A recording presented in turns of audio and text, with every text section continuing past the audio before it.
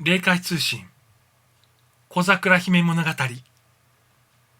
朝の和三郎著27会合の場所。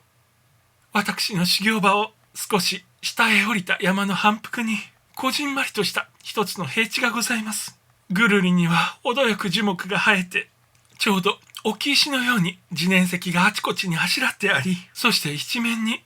ふさふさした青苔がぎっしり敷き詰められているのです。そこが私たち夫婦の会合の場所と決められました。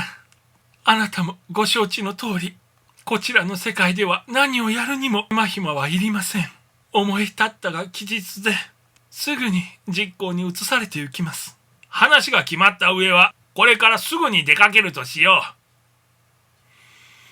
う。おじいさんは眉一つ動かされず、すましきって先に立たれますので、私も黙ってその後について出かけましたが、しかし私の胸の内は知事に砕けて、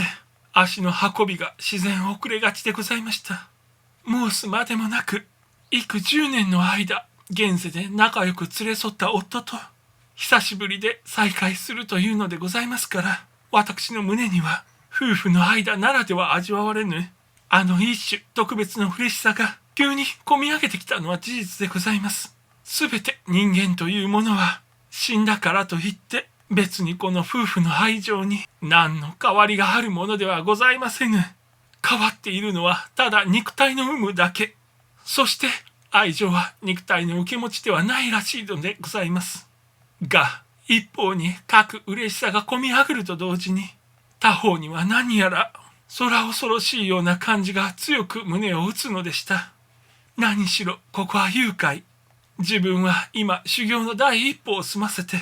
現世の執着がようやくのことで少しばかり薄らいだというまでのよくよくの未熟者。あの見苦しい口やら未練やらが神戸をもたげぬであろうか。どう考えてみても自分ながら危なっかしく感じられてならないのでした。そうかと思うと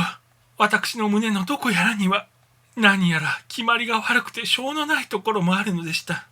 久しぶりで夫と顔を合わせるのも決まりが悪いが、それよりも一層恥ずかしいのは神様の手前でした。あんなそ知らぬ顔をしておられても、1から10まで人の心の中を見抜かれる神様。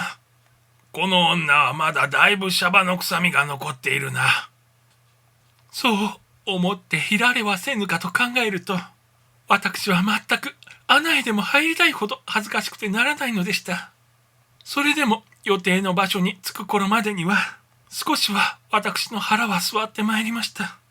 たとえ何事がありとも涙は出すまい。私は固くそう決心しました。向こうへ着いてみると、夫はまだ来ておりませんでした。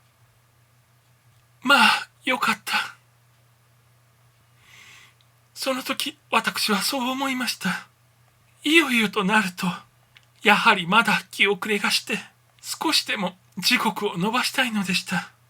おじいさんはと見れば、どこに風が吹くといった面持ちで、ただ黙々として、あちらを向いて景色などを眺めていられました。